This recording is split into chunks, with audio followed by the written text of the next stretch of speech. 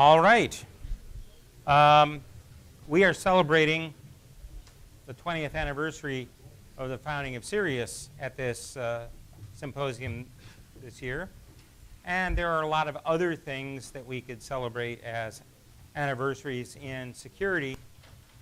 I think it's important to note, especially for some of the students and the younger people here, security has been around in the realm of computing and IT for far longer than CERIAS has been. It easily dates back into the 1950s. We can find references at that time to issues of securing computer systems and worrying about insider threats. And as time went on and computing became more widespread, cheaper to acquire, and we started trusting computers more, then we had an increased set of concerns. That was even before networking. So at one time, mainframes that were developed and deployed, any organization that ran them hired data auditors who would do the same calculations as the computer to make sure that the computer was working correctly. So it wasn't until years had gone by that we could do away with some of those human double checking because we started believing the results we got out of the computers. But there were concerns. There were concerns by large companies and certainly by the government. And those led to a number of innovations, developments, and need for people. The four panelists that are up here today all have multiple decades of experience, and I won't embarrass anyone by saying how many decades, but all have contributed greatly to the field in various ways. You can read their bios in the brochure, but I'll mention that we have people here who worked in government, in industry, at one of the certs, has worked as an analyst for a major organization that looks across the field. Someone who did some of the very early formal model work that is cited today.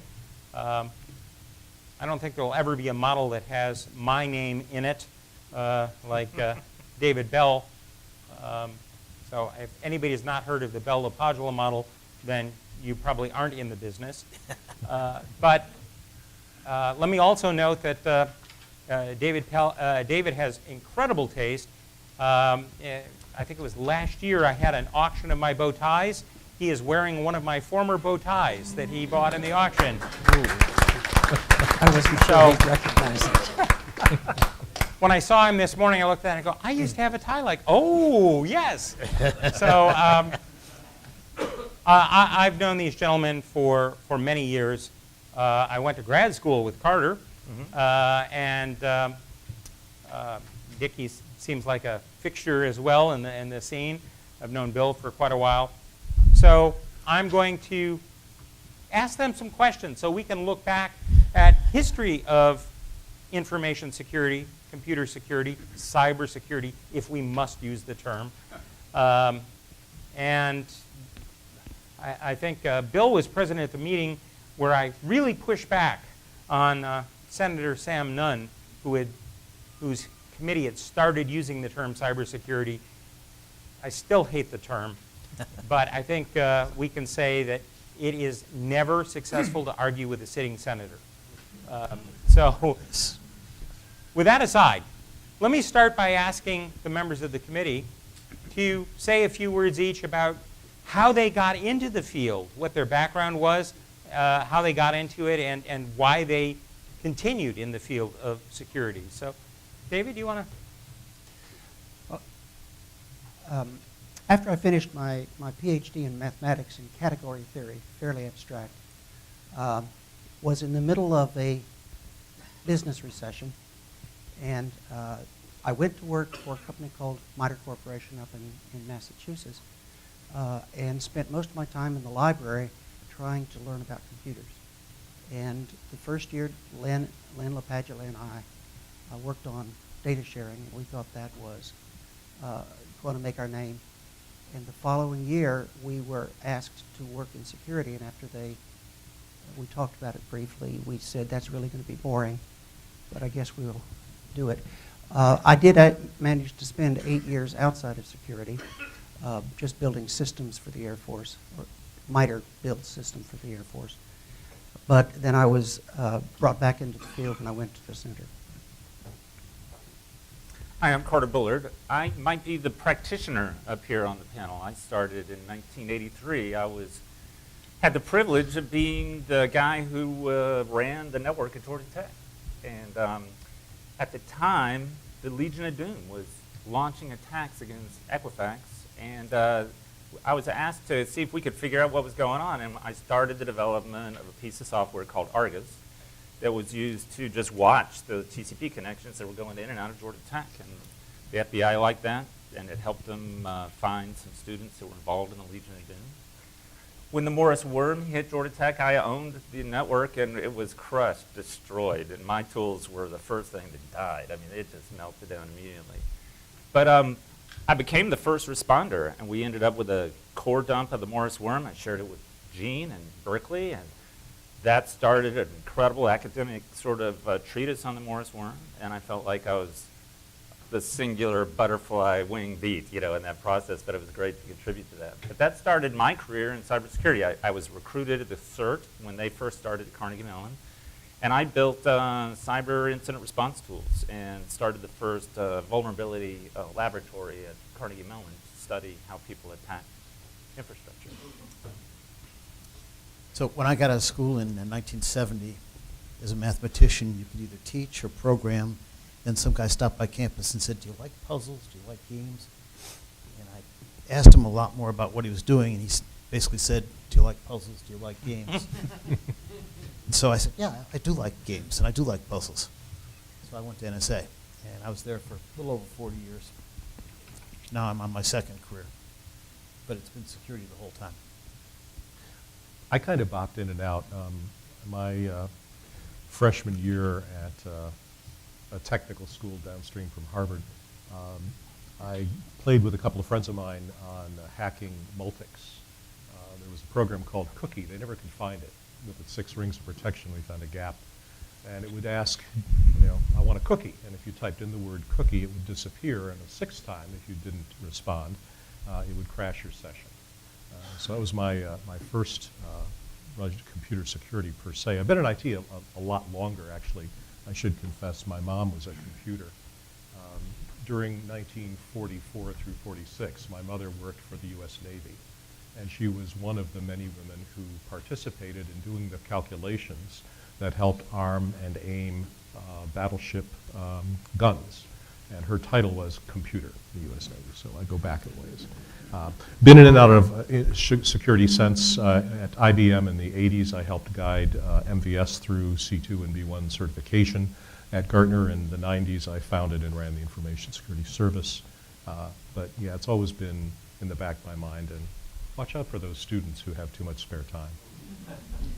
So I think one thing that's notable here is, in large part, none of these people started off in security. And in some cases, computer security wasn't even a defined field at the time. It was more looking at the data or at some of the other issues. So many of us got our start in something else and then got pulled into the area, and the area developed around us.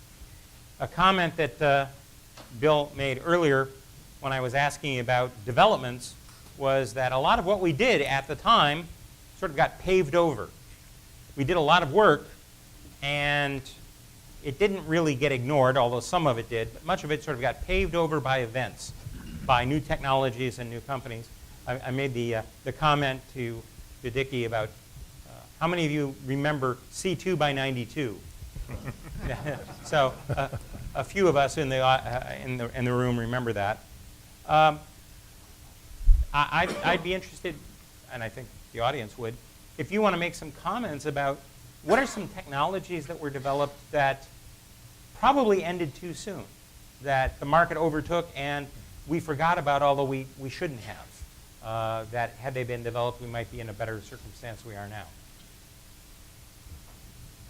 I'm sure you all have at least one story like that. Well, one in particular, and it's very interesting. So in the early 90s, PKI was a big deal, or huge deal. And there were a number of companies that came, especially Canadian companies. Somehow, I think the Canadians like to sit in the winter and type a lot, and they do a lot of technology. Well, expand PKI for the audience. Oh, the public key infrastructure. The notion of having everybody has a digital certificate, and then the management of that certificate so that applications and people get access to, say, your public key, so that you could use it for authentication, identification, and things like that. And it was a huge investment in the industry to try to develop PKIs for countries. And it just went nowhere. And it was a very fascinating type of thing that it didn't catch on, because it's something that is now exists, though, but it's in our chips and our phones and things like that. But it's something that had the promise of getting a national sort of recognition on cybersecurity, on identification and authorization and authentication. But it just fell off the table. And it could have been a cost thing. It could have been an onerous thing. People didn't want to be identified. It's hard to know exactly why it failed, but it failed miserably in the early 90s. Well, as I recall, that was also about the time where there was a push by government to have encryption that could be broken by authorities. So Clipper. if we look at the Clipper chip and the like, and so the backlash to that may have been a factor in getting people not to be interested in adopting that for fear of what it might be forced to use. I'm speculating. Any of you? It also was hard to use. And the people who were doing the deep research and extension made it more and more complex all the time and didn't make it easy for people to use. So when they were, I ran a small independent research project, which was going to get actual PKI out into something that MITRE Corporation actually used. And I suggested, how about the travel records? And they said, absolutely not. Nothing like that. And the difficulty in putting something together that was relatively small, that you could extend to 100 or 1,000 people, that it was so steep, the effort was so steep, and the notion at the time was that, like the speech this morning, you required far too much of the secretaries to try to make use of it. It was too complicated for real use. It wasn't ready for prime time. So one of the development areas that I had in mind, it was the whole area of standards for building systems and operating systems that were developed out of the National Computer Security Center, some by NIST afterwards. Huge investment. You were directly involved in that. And even though jokingly the C2 by 92 was an attempt to get all commercial systems to meet the C2 level of certification, a lot of that just went by the wayside because it was too expensive, too difficult to get systems to do that. But prior, I remember pretty much every company had a federal systems division that had a trusted version of their product. Sun, DEC, IBM, those were the big ones, Data General. So was there value in that? Did we lose it too soon? Yeah, there was value. The problem was that led to that was that the federal government stopped being able to drive industry. At one point in time, back in the 60s and 70s, the federal government was the big customer for all of these products. And once that stopped being true, then the federal standards really, it led to cost, complexity, difficulty, but it really was time. And time was the key. So an example, one of our early projects was a Vincent, a handheld radio that we put out in the field. We designed that in 1957. We analyzed it until 1968, and we fielded it in 1976. So that's about 19 years. That's not going to work in a commercial market space, and that's the problem. If you can take 19 years to build something right, you can in fact build it right. That's still out there. It's never been modified. And as far as we know, it's got no problems. But it's 19 years. Another thing I will note is that when the Computer Security Center was put together, with 3 goals, one of which was the Orange Book, a way of measuring things, an organization to do it, and requirements for people to use it. For the government, if the government's going to buy it, it's going to do that. And the intent was to get away from what Spaff just talked about. Here's the federal systems, you know, the B team, and here's the real commercial product where you get the money and the plaudits, and that's the A team. And start selling the commercial product. When they got ready, they had worked on that close to 10 years, figuring it out, what you needed to do. And two things happened. Cycles quickened, and networks, which used to be leased lines, point to point, ARPANET started actually becoming important as they were getting rid of the previous one, which I can't remember right now. Because that relatively short time of only 10 years to figure out what to do, increased cycle times for building commercial products and networks. They didn't have 10 years to figure out how to do the networks right. And that we were in the process of writing standards as the technology was changing, and we didn't have 10 years to do it. And we were behind the 8 ball. We knew we were behind the 8 ball, and we never recovered. Well, there was the Red Book, but it didn't really solve a lot of the problems. Well, that was the best effort in the situation you had. It said, if you have to project into the future how you're going to use those kinds of principles that worked and have been, you know, brass-boarded, and estimate what you can do in networks, that's the best you can do. Well, we knew it was probably much was wrong with it, but it was the best that we could do in the time. And then we went from there. People wanted to have some kind of certification, and so we ended up with a common criteria, which isn't, yes, it isn't a lot faster. And Bill, from your time looking at the marketplace, do you have any sense of how common criteria was accepted or used in the commercial marketplace?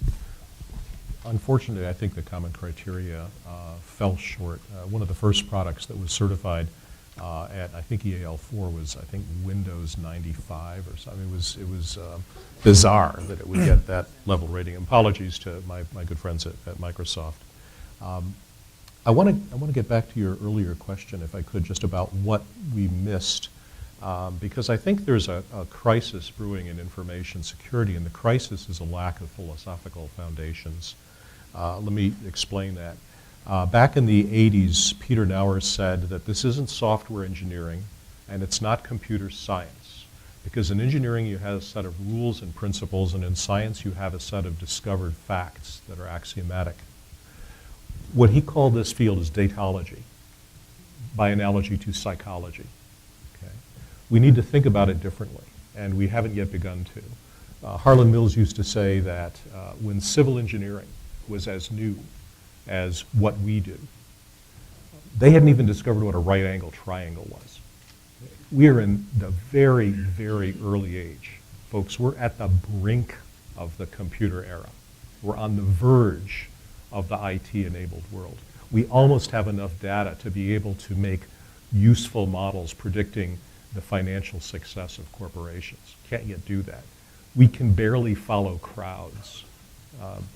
We're a long way from there. One of the things that I wish we'd done more of, and those of you who are familiar with it are going to laugh, I took a class on computer languages, and my project was on Algol 68. Anybody remember? I hear the laughter. 4 levels of documentation written in different fonts for the book, a 28-pass compiler, just a magnificent structure. What it pointed to was the fact that because we don't have a philosophical basis for discussing IT and IT security, we get into infinite recursion. We're thinking tactically, and this is Mark's point. We have big issues that we need to approach from a philosophical perspective, and yet we're drowning in tactical issues. So I'd hope that we could get back to a bigger sense of what it is that we're actually trying to do, to step back a moment and use our deeper capacities to say, now what is the core problem? Everybody I worked with at Gartner and everybody I worked with at IBM who was involved with information security came to the same realization after about their second year, which is the first thing you see is these problems resolve themselves into either a technical glitch, right? Security defects are a subset of defects, so the problem is how do you write clean code? And then the other problem is that people click on things they shouldn't do. More generally, people behave in a manner that does not improve the security posture of the organization. And so those are the two areas I think that we need to look at if we're going to resolve security is how do we develop better code and how do we do better human interface? And that's why I like your PhD student's thesis on the interface. I think she should have a slot. Well, I think you bring up a point that's important, and it goes to something I've heard Carter say, where we don't really define security very well. It's usually subjective according to organization. So your company would have a very different view than a government agency. And so Carter's talked about this as East Coast and West Coast security. Yeah. As East Coast, well, I'll let you describe it. Yeah, I think of the East Coast as where the Rainbow series started, where formal methods and security were actually thought of before even any of this technology emerged. And they came up with the, not common criteria, but the things that were necessary to secure an abstract theoretical computing environment. And that's gone if you go to the West Coast. The West Coast is interested in making money. What kind of small company can I build and what kind of market can I exploit to make money in the shortest amount of time? So things like firewalls, which are wonderful devices. I'm never going to complain about firewalls. But firewalls are very simple, trivial devices. I got a packet, I'm going to go run through a bunch of rules, and I'm either going to throw it away or I'm going to let it on the wire. Right? That's 20 years of security based on a decision to throw a packet away or not is not a learned, deep thought solution to the complex problem that we now are faced with. And I think that I still have in many of my slides, I do stuff with the National Science Foundation and a bunch of stuff with many of the agencies that are represented around here. I have the Rainbow series in my slides because I talk about the fact that they at least had a simple set of rules. We got to have accountability for this thing, right? So, and where is the accountability? But when you are looking for an investor, if you're looking for a market, the entire market has been engineered by what I call West Coast security into a very simple set of criteria, and then you'll be secure. Encryption, PPI, let's protect your personal private information, and maybe some firewall rules embedded in either Apple's devices or Microsoft devices. That's about it, in terms of what the public understands is protection. And I think that that's the huge split that happened over all the years is the markets and the money created a set of solutions that were lacking. And the formalisms needed to really drive the industry got disconnected.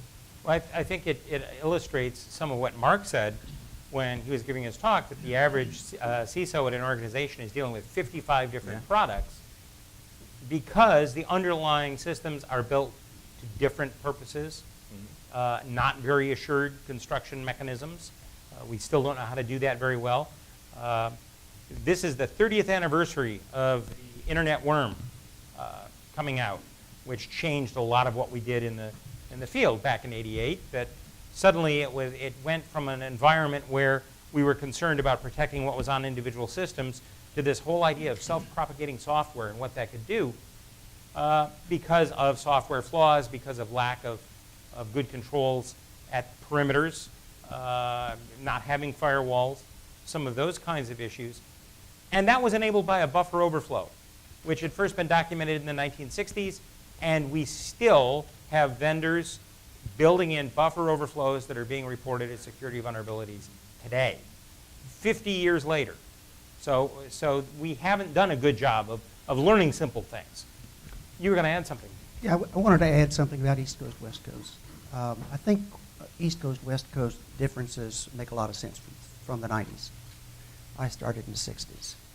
And in this, the Orange Book built on a set of systems that were built to be extremely secure. KVM, West Coast. PSOS, West Coast. KSOS, I forget where they were, Minnesota and somewhere. And a bunch of work that was done on the East Coast. there was also a bunch of work that was done in Europe that was brought in and actually made some problems. So the West Coast pursuit of money, I think, happened in the middle. Yeah, pretty certainly there were a number of firms, Minnesota, Secure Computing, and then became part of McAfee Labs, and our first firewall out of there. Well, the great Midwest America did some really good work. So. Yes, it did. Yeah, we've had that value here all along. But we've lost something with all of that, right? We've had this incredible technological change that has resulted in 8 or 9 orders of magnitude increase in capacity and speed, and an 8 or 9 orders of magnitude decrease in cost. So we've gone from mainframes that cost the equivalent of $42 million a piece that had to be shared, and we built for that shared environment, to now where we have sensors that are so small that have their own computing and memory that we don't even know that they're there.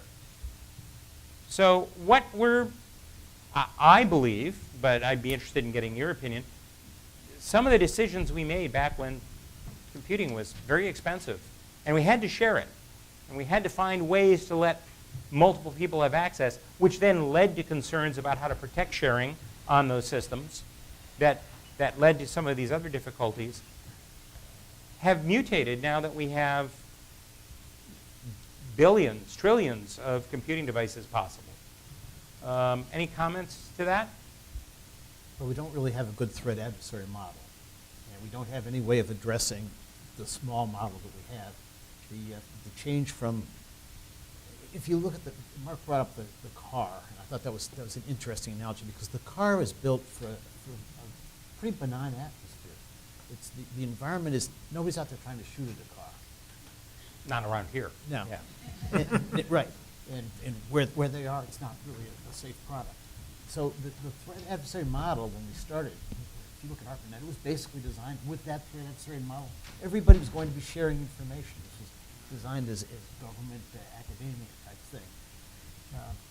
We just haven't progressed very far from that. And if you look at, harken back to that Vincent, we spent 6 months with the engineering diagrams for that Vincent, breaking down every line, every register stage, every transistor in that thing to see what could possibly go wrong. It's inconceivable that you can do that with a computer. You can't even do that with an operating system.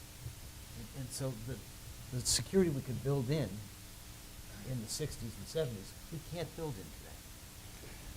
Well, the complexity has certainly increased, and as Mark noted, and I think many of us know, increasing the complexity, we have an exponential growth in the number of possible attacks. It's not linear in the size, and we don't do a very good job of compartmentalizing or encapsulating some of our risk.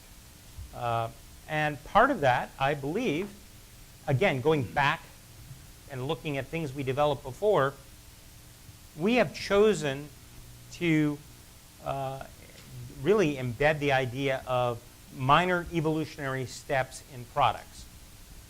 That revolutionary steps in design of new processors, new models of operating systems, new languages or development methods don't occur very often because they're not adopted by the West Coast mentality of the spending.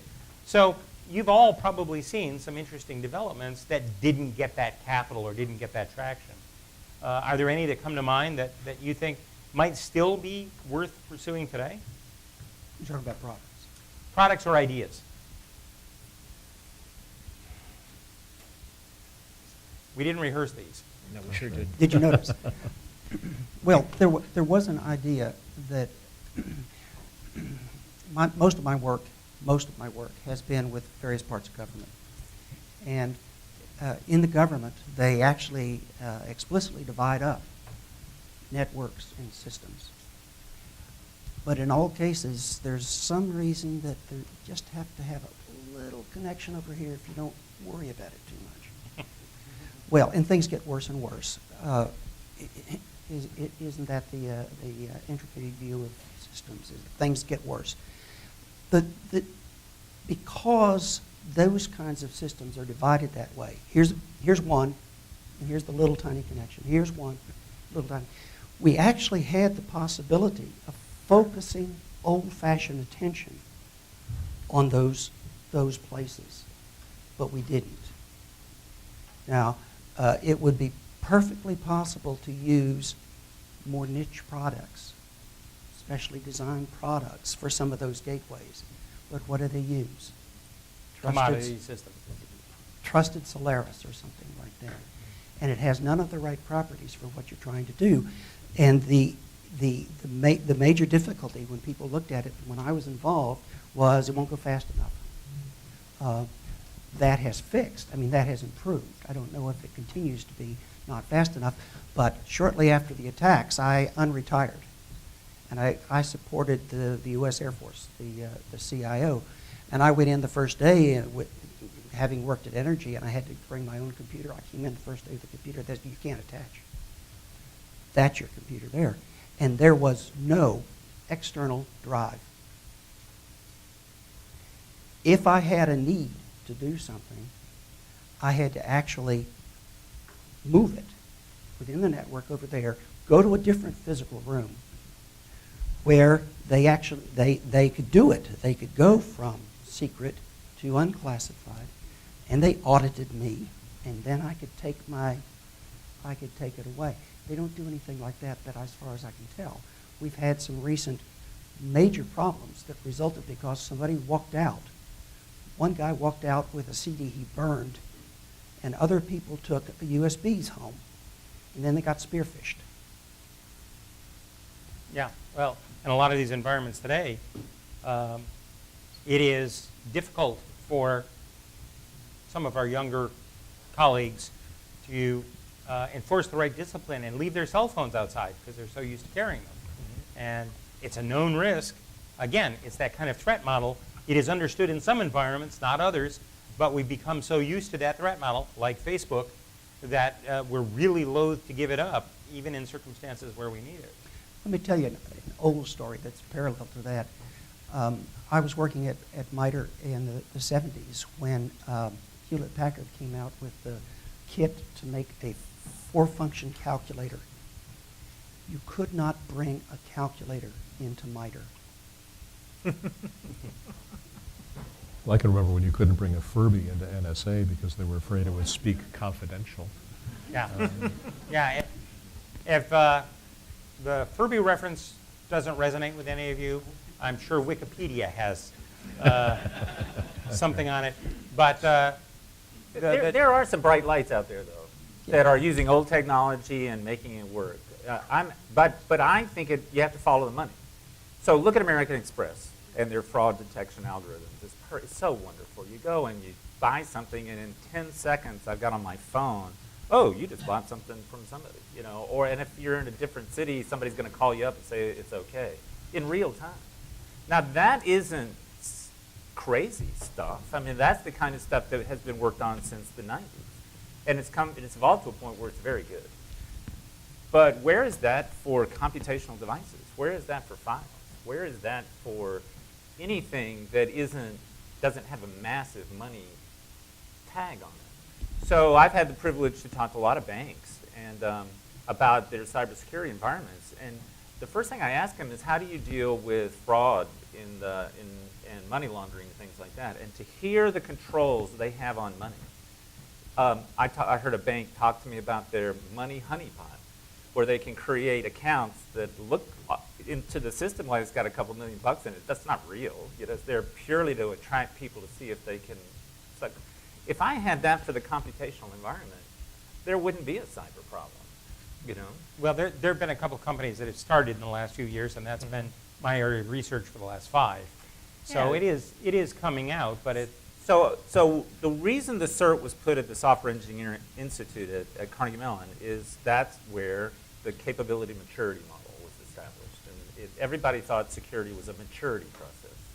And I think we're seeing finally the maturity of protection mechanisms finally emerge, and we're starting to see it in places where it matters, and that has been where money is. And I'm hoping that same process will shift over into most of the rest of computing. It's interesting to me, as you're saying this, because one of the things that I've taught my classes for a long time, that you often are presented with a choice, do what's profitable or do what's right. And it's very difficult sometimes to avoid doing what's profitable to do what's right if they are in conflict. But what you've been describing over time here is we've had two communities, really. There are a group that have to have it right because the consequences of failure can't be contemplated, even though those failure modes may be remote. So there, it is worth it to invest 19 years in building something, or in spending a huge amount of time and effort to build a model for how systems should be developed in the commercial marketplace. That's trying to do it right. Now, we can argue whether they were all correct or not, but that's different from making profitable. So I think the culture has changed, unfortunately, and I think that the doing it right was taken more seriously back in the 70s than it is today. If you look at OPM, they could have encrypted that data. They could have done a lot of things. Right. But they didn't because it wasn't classified, so they weren't required to. It wasn't about doing it right. It was about compliance, doing what you have to do. And I see more and more today the government is relying on compliance. Where you can talk to people like this with supply chain. We have ideas about things you can do to make that supply chain risk management problem harder for the adversary. And they say, well, that'd be great, but what do we have to do to be compliant with the regulations? We don't want to be better than we have to be. Right. And we always wanted to be the best we could be, not as good as we had to be to squeak by. Good enough security. Good enough. Yeah, Well, that and of was, course, a lot of, I'm sorry. I was just going to make a footnote. The whole ISO 27001 successor to BS 7799, people would say, what's the minimum we can do to meet that and be secure? And the fact is that the people who developed 7799 were saying, this is the absolute bare minimum. In fact, they argued about whether disaster recovery should be even included in the standard because that was the last chance saloon. I mean, if you got to the point where you had to do DR, then you had already lost. So yeah, there was a real perception. The people who developed it wanted to say, okay, this is a foundation on which you build, and what it ended up being was prescriptive. The closer you get to this ideal of a DR, that's hogwash. One area I wanted to mention, I was CTO of a company called WaveSet, an identity management startup. One of the discussions we had was whether we should do identity management in a commercial version. Right? I just moved, so I've got to change my subscriptions. I've got to change policies. I've got to inform banks and credit cards. I have an identity management problem, and I'm solving it manually. Is there money in that? Would you want to fund the help desk to deal with people who are having trouble with that solution? An interesting problem. I still think that there should be something out there, but I can't see a business case for it. David, you had something you wanted to. Yeah, I forgot what stimulated. It's a story. I was at a conference one time, and people were talking about the weakness of passwords. And a noted researcher, whose name will remain anonymous, said passwords are terrible. You should never use those. You should be using encryption or two-factor authentication. The person sitting next to me was in the security department for Coca-Cola, and they had been trying to get passwords mandatory. And somebody from the research community said, "No, I don't. If you can't do this high, don't do anything." And they were talking about two-factor authentication. I have to do two-factor authentication all the time now, not by my choice. If I use a different device and go to Schwab, they say, "Okay, you want us to send you email or do you want a text?" Could we do that 30 years ago? No. Couldn't do that. Two-factor authentication was something altogether different then. But the fact that everybody has got access to email and to their text all the time means that we actually, the Coca-Cola people now, can at least do two-factor authentication, and it could be routine. That's the story. So there is hope here that some of the profit making is resulting in technology to our benefit. And certainly we shouldn't knock the idea of making a profit, because that really does underlie a lot of what we do and has driven some of the technological development. The question may be, as a field, we haven't been very good about impressing upon people the idea of doing it right rather than doing it fast. So Guy Kawasaki's idea of innovate quickly and break things, doesn't work very well in security. We don't really profit from having bad things pushed out to market that people adopt, and then we have to fix it and do the disaster recovery afterwards. And certainly in safety critical situations, yesterday's workshop on cyber physical systems and IoT, when some things break, that can result in loss of life, loss of property, international incidents, all kinds of things that are very bad. So we do see some industries that do a good job. So airline industry, pretty good, seems to be. And nuclear power certainly takes care. And that's where the costs are large. What is it we do based on experience, based on projection forward, to try to get other organizations to value individuals and large groups the way they value large-scale infrastructure that has to be protected? Without some penalty, it's going to be very hard. There really is no penalty to a bank that loses 1 million credit cards for sale. It's one of those situations where people are interested in profit, and if there's no cost to them in doing the minimal, then it's hard to get them to do more. Common criteria is a minimal thing. This is the minimal level. Well, nobody really tries to exceed that. You remember when Microsoft took that 3-month period and said, we've got to start doing security. That was a big cost to them. It was a big change. I think that was a big statement that they made to the industry, but I didn't see anybody else picking up on that. Somebody gave the example, I think, one time about automobile safety. There were enough accidents enough times that they passed laws, state laws and some federal laws. And they started talking about what is necessary for building your automobile so that it is safe enough. And the companies, they fought it, they didn't like it, but when it was there, they engineered around it.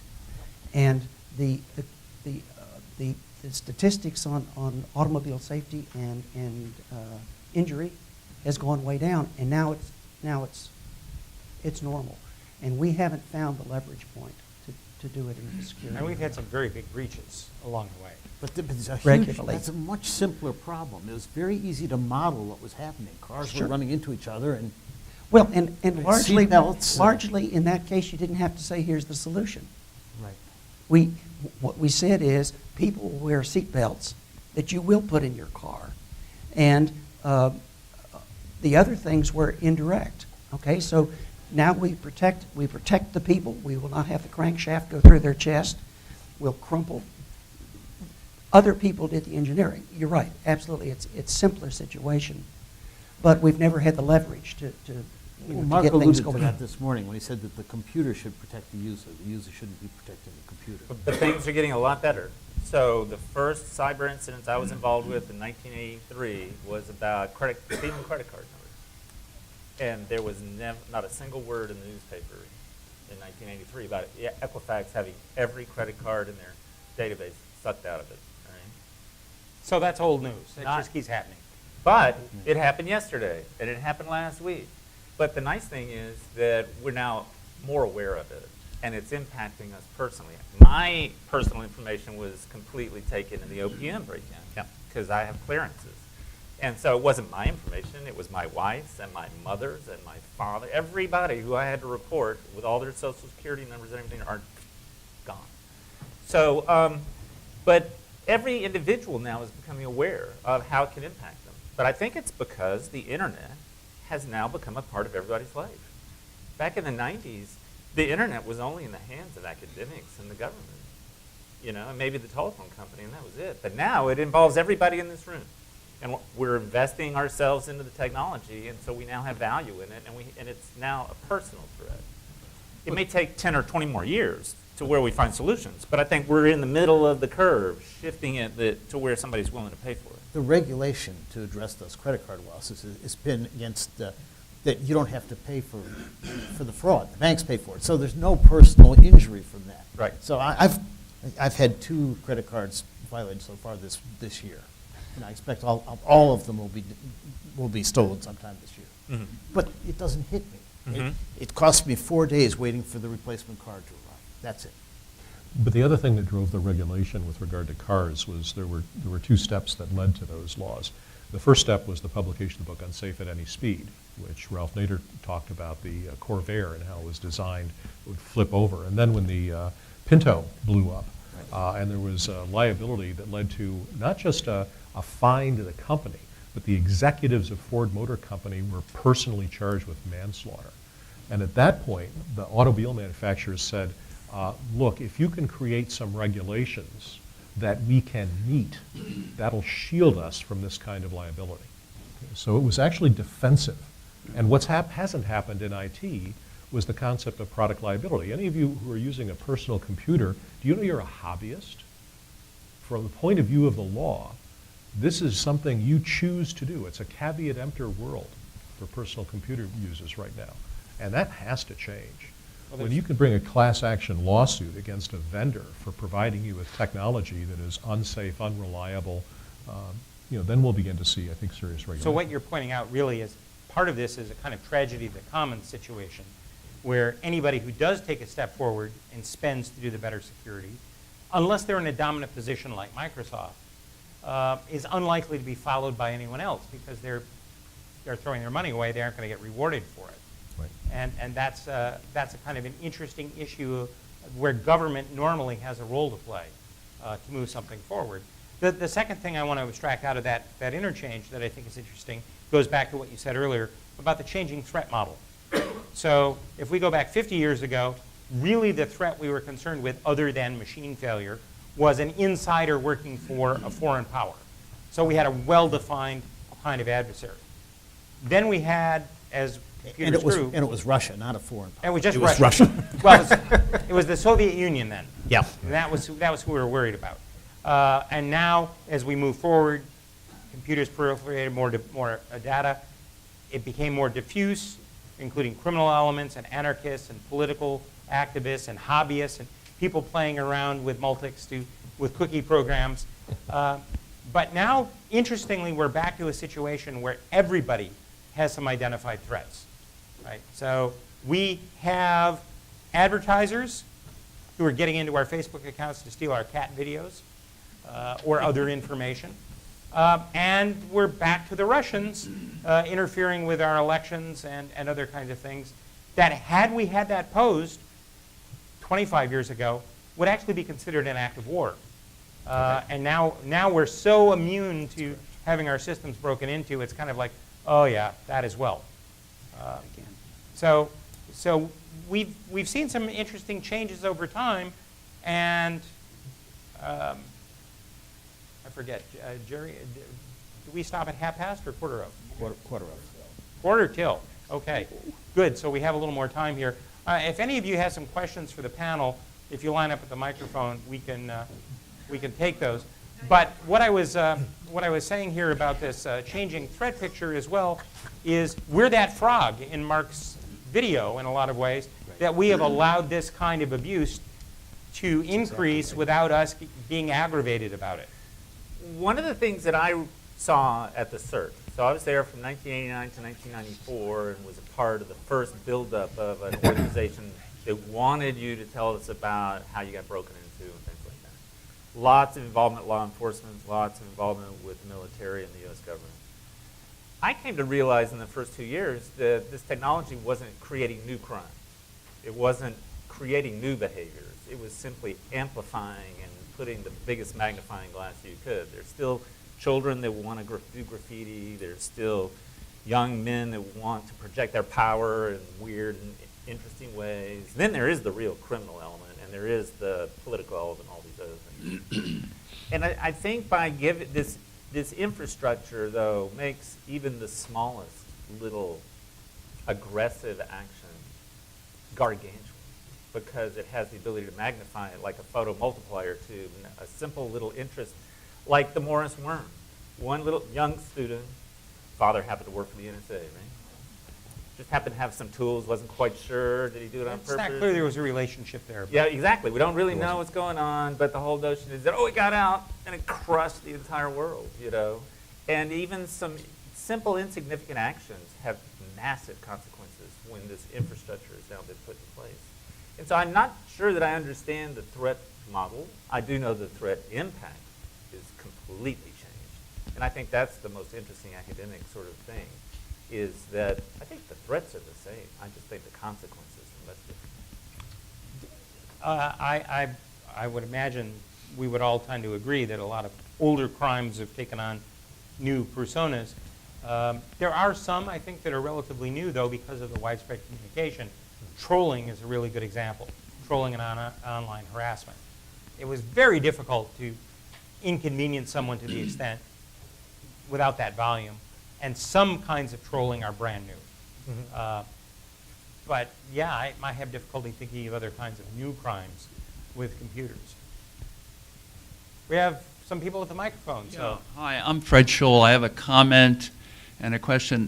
One of my comments has to do with Mr. Malik's comment. I saw there's a case in federal court in Detroit in which some citizens did not receive the right benefits that they were supposed to receive, and there's now a class action lawsuit against both the software company and the provider, which I thought was pretty interesting. But my question has to do with, are there lessons learned that the panelists would want to, share with the audience of what we could do differently in the next few years? Take it, guys. Oh, yeah. There are tons of lessons. You do have to take the adversary seriously. Back when it was us and the Russians, we had rules of engagement, and we followed those rules scrupulously. Even the Russians aren't following those rules now because it's an escalation game. As more people got into the game and started ignoring the rules, the Russians found that they could ignore the rules too. You've got to stop it at step one, or else it's going to move to step 2 and step 3 and step 4. If you let it just get out of control, it's happy to. And the lesson is we should have stopped it at day one. And when it was us in Russia, we should just come to some kind of an agreement that, hey, look, this is going to be bad. It's not like a nuclear weapon where we are the ones that have that nuclear weapon. Anybody can do this. And as we use that, we share those tools, those attack vectors, with everybody else in the world. It's a completely different game. And if we had realized that at day one, we would be in a much better position today. One of the areas that we still have trouble with is thinking in terms of exponential growth. We've mentioned it a few times. I used to do capacity planning mainframe systems. Exponential growth works like this. You've got a lily pond. It's going to be, on day 1, it's got 1 lily pad. On day 2, it's got 2. You know that on day 30, it'll be full. The difficulty of thinking exponentially is to look at that lily pad on day 27 and see all that water, right? Because it's 7/8 clear, and think, we're dead in 3 days. I mean, exponential growth is really, really tough to comprehend, and yet it is Moore's law is the parameter, it's the drumbeat of our industry. Neil? Okay. So there's a fascinating discussion by you guys, and there's so many things I'd like to ask about. But I think I'll riff off Bill's recent remark about exponential growth, right? There were a lot of trends that if we look back today, we can see them starting in the 70s or 80s or 90s.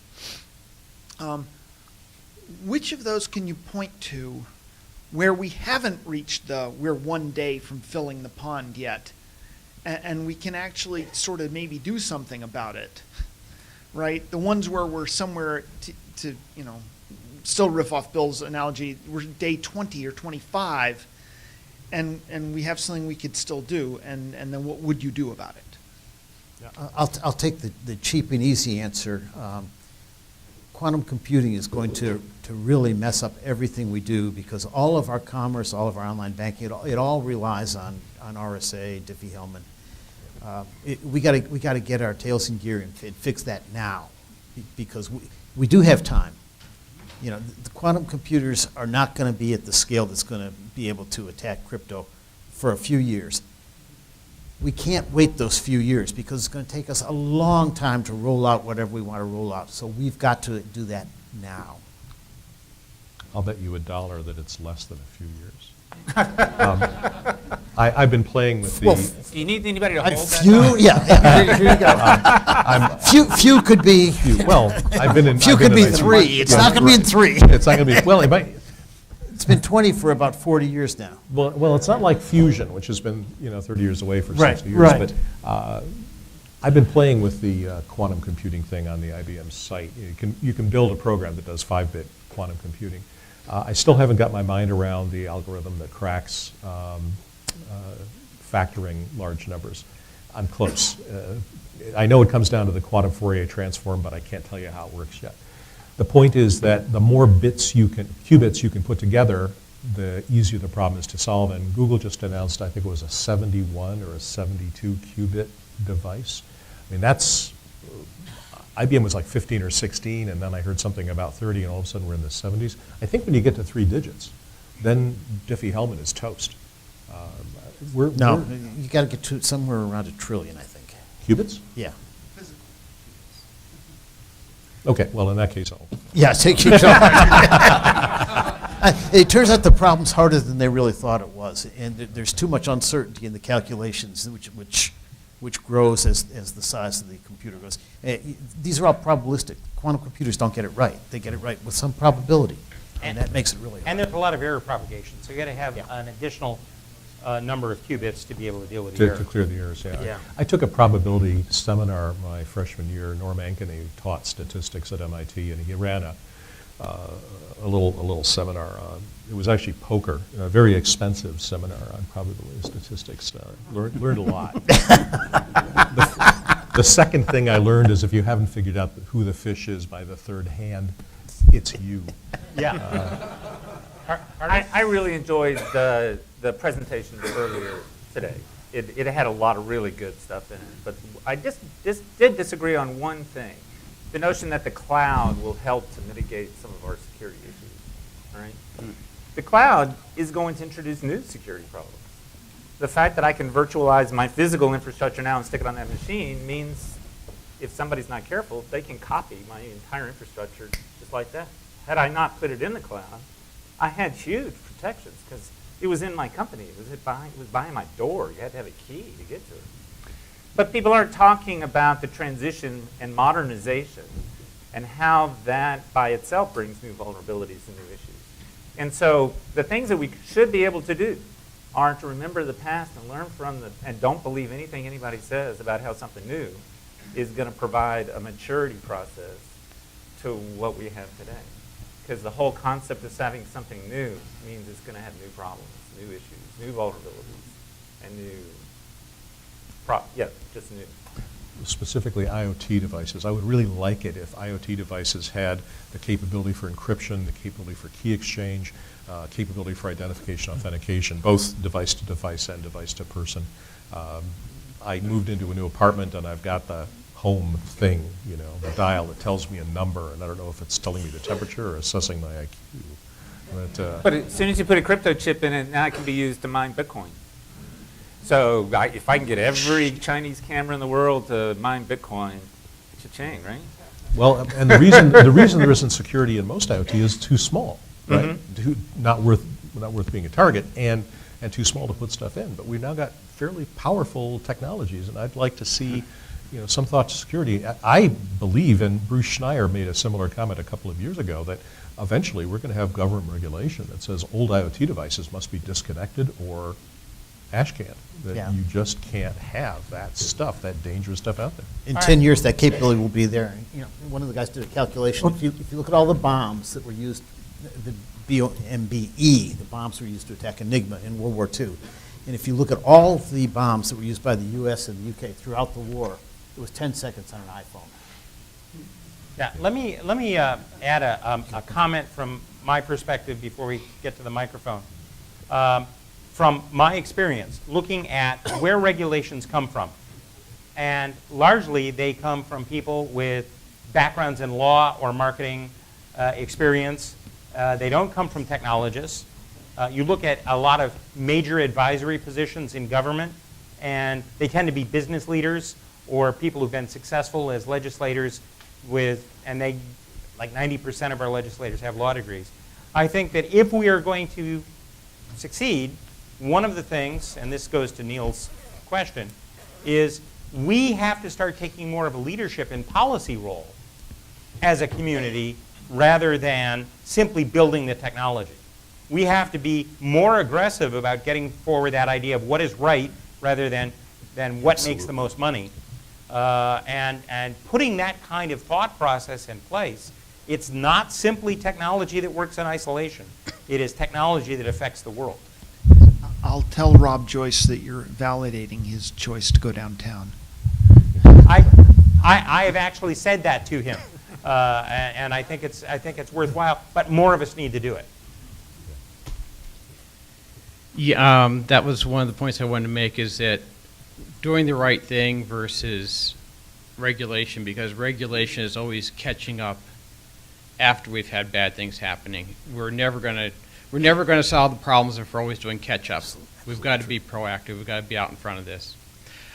But I think one of the other things that we're really continue to do a disservice to our InfoSec students as we're trying to grow up this whole community is we're not teaching them how to talk about risk so that the business can understand the risk that they're really taking on.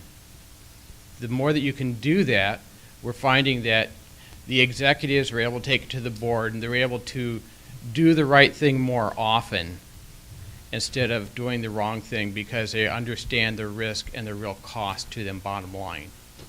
Yeah, security is not a problem with the technology.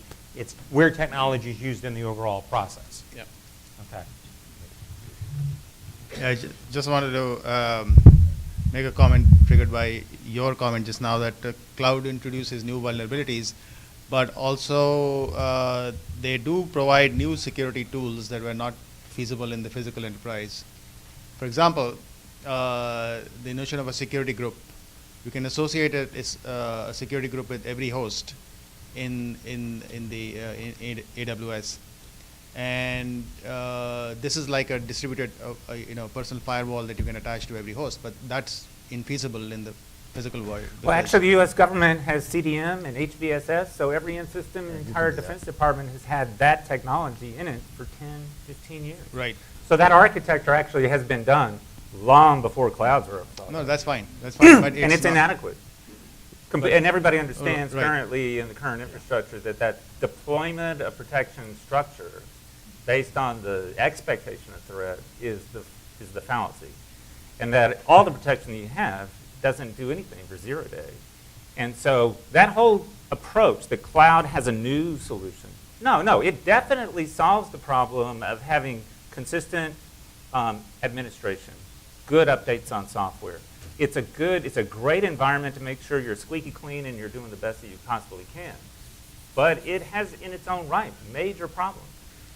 One thing that I tell a lot of people is when they buy their own private cloud and stick it in their infrastructure, that cloud represents the biggest torch in their entire infrastructure. It's got 10,000 cores in it with 4 10-gig interfaces on it so that everybody can get to it.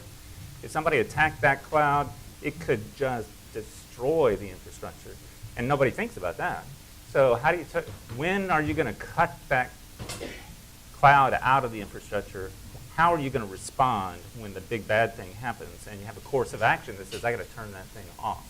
And that's the kind of stuff that are the new things that are coming out in a realization that I'm concentrating a lot of power into a small space. It has its own curiosities and its own issues that have to be dealt with. I hate to jump on you, but I didn't want you to present the notion that old ideas in a new box are going to make something really different. Well, right. But it is far more practical now to have a distributed firewall for the enterprise. I don't know, maybe for DoD, they already have that. The other aspect is the out-of-band network, that AWS provides to manage all of your infrastructure. And that is all managed by AWS. So therefore, the chances of somebody compromising it are low, assuming AWS knows what they're doing. Yeah, I don't disagree with you. It's a great start at trying to do a little bit better. Makes it better. But like I said, it's an old bag of tricks in a new box. And it's hard to say that brings out a total unique sort of way to deal with cybersecurity. Thanks. And so we'll do one more question. And appropriately, Josh Corman is going to be our closing keynote. So we'll let him have the last question for the panel. Sort of piggybacking off of yours comment. There are exactly 2 computer science majors in the staff of the House in Congress. This room could maybe try to change that. I found both of them. They're really good to work with.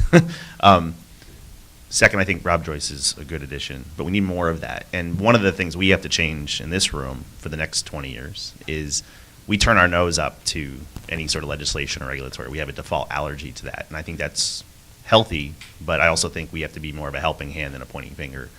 And one last thing, and I definitely want to corner all of you later, is what really resonated with your comment, William, was the idea of philosophical fundamentals and foundations. We don't really have first principles. And I've looked at this as the traditional social contract has eroded, and maybe it's my philosophy background, but I think we kind of need a cyber social contract for this generation. And to that end, we don't really have a JSONs type function for cyber. And I would love to I've been teasing the edges of a cyber JSONs. And I'd love to, the 5 of you to consider maybe being founding members of that. But we need the new generation getting into public policy with technology literacy. But we also need the older generation to tell us what do we really want between the relationship between technology and the human condition. So please find me. All right. Well, thank you for that. I believe the panel are going to be around for most of the symposium and would welcome your questions and comments during a break or out in the hallway. We very much appreciate your attention. And now Joel is going to tell you about lunch. Correct. Thank you to the panelists.